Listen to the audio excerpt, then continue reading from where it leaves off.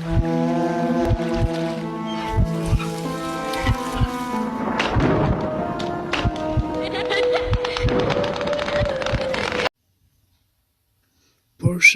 miq të Adaga Media dhe mirë se erdhët në rubrikën e historive të frikshme por që kanë ndodhur në jetën reale. Sot kam gjetur disa histori të tjera të frikshme këtu në ChatGPT që kanë ndodhur në Shqipëri. Një ndër to është edhe kjo që ka ndodhur në Shkodër, ngjarja e shtëpisë me vaj në Shkodër, viti 1997. Dua të nis me një herë pa humbur kohë, pa bërë asnjë komentim dhe vetëm të lexoj këtë histori dhe pse jo të japim edhe nga një komentim për këto histori. Atëherë, në vitin 1997, në një lagje të vjetër të Shkodrës, një familje raportoi se në muret e shtëpisë së tyre dilte vaj në mënyrë të pashpjegueshme. Fillimisht u mendua se ishte lagështirë, por më vonë u pa se substanca kishte aromë si e trupit njerëzor. Ekspertë të qothirën nuk gjetën burim logjik. Pas disa javësh, familja u largua, banorët e zonës thonë se atëherë çdo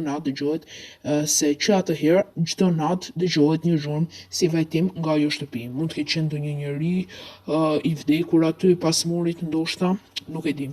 Vazhdoj me historinë e radhës sepse nuk dua ta zgjas shumë, thjesht dua t'i lexoj dhe pastaj të bëj nga një komentim. Atëherë, dritat e Tomoricës. Kjo pas ka ndodhur në malin e Tomorit, pak a shumë në Berat, zbulohet se ka ndodhur. Atëherë, në malin e Tomoricës, shumë banor dhe turist kanë raportuar se shohin drita të lëvizshme në errësirë, të cilat ndjekin njerëzit për pak sekonda e më pas zhduken. Drita, nuk e dim. Do ta zbulojmë tani se çfarë janë këto drita. Këto drita janë fotografuar disa herë, por pa shpjegim shkencor.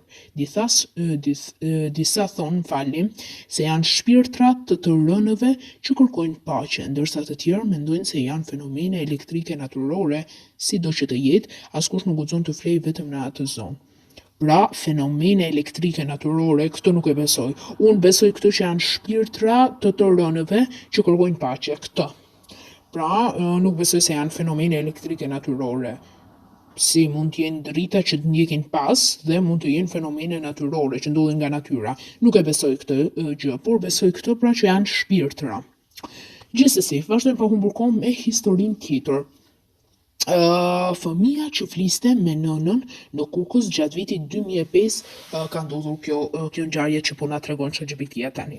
Një familje në Kukës tregoi për djalin e tyre 6 vjeçar, i cili çdo natë fliste me dikë që thoshte se ishte nëna e tij e vërtetë, ndonse nëna e tij ishte gjallë. Ai përshkruante një grua të veshur me të zezë që i afrohej dritares. Një natë, babai qëndroi zgjuar dhe pa një hije që qëndronte përtej xhamit.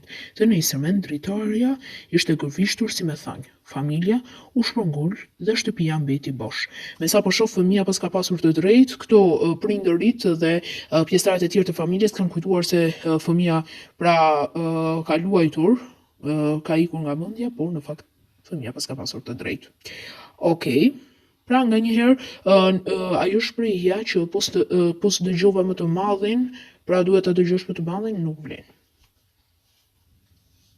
Pra nga njëherë kanë të drejtë edhe fëmijët, kështu që duhet t'i dëgjohet edhe atyre fjala.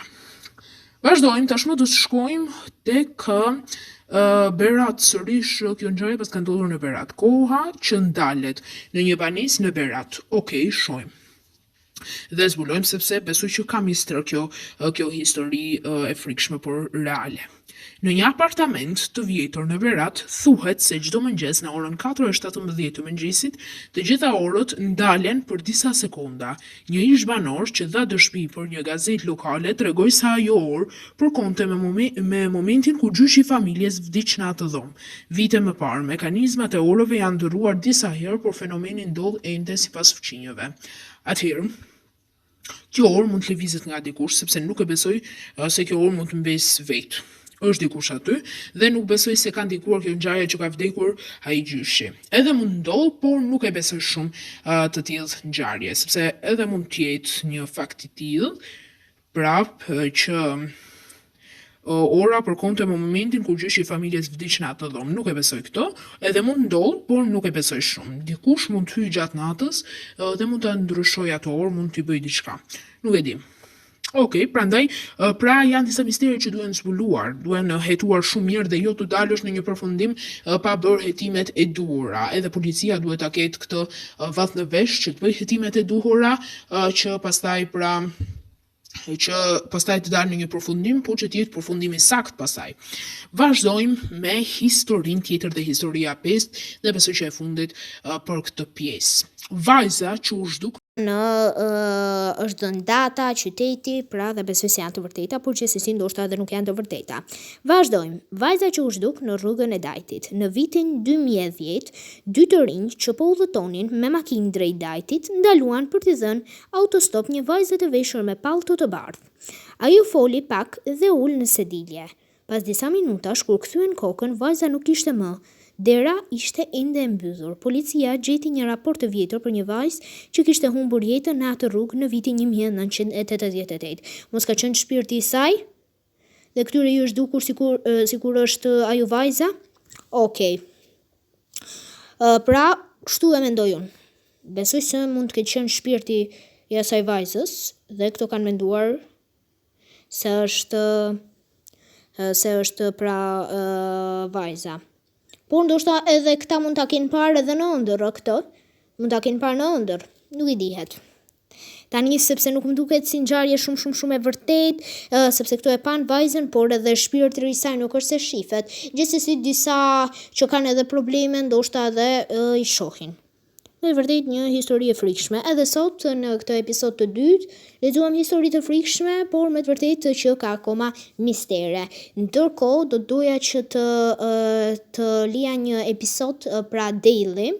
Do ta hedh gjatë një dite të saktuar, gjatë javës do të hedh një episod ku do të flas për një ngjarje që nuk e di pra do të hidhet, por thjesht për një histori të frikshme që ka ndodhur një vipe shqiptare. Ka ndodhur në fakt në një format të njohur, siç është edhe Big Brotheri. Do të ndalem tek ajo nëse na e lejon YouTube për ta hedhur, normalisht që do ta hedhim, por nëse jo, atëherë s'kemi ç'të bëjmë. Gjithsesi, për të gjithë ata që janë fëmijë, ju lutem mos i shihni këto video sepse janë të frikshme. Mos i shihni. Faleminderit që na ndoqët, like, subscribe dhe ne takohemi sërish në episodin e radhës të këtij emisioni. Gjithsesi, ju mbetet që të qëndroni këtu me Adaga Media dhe me prodhimet e saj. Bye bye.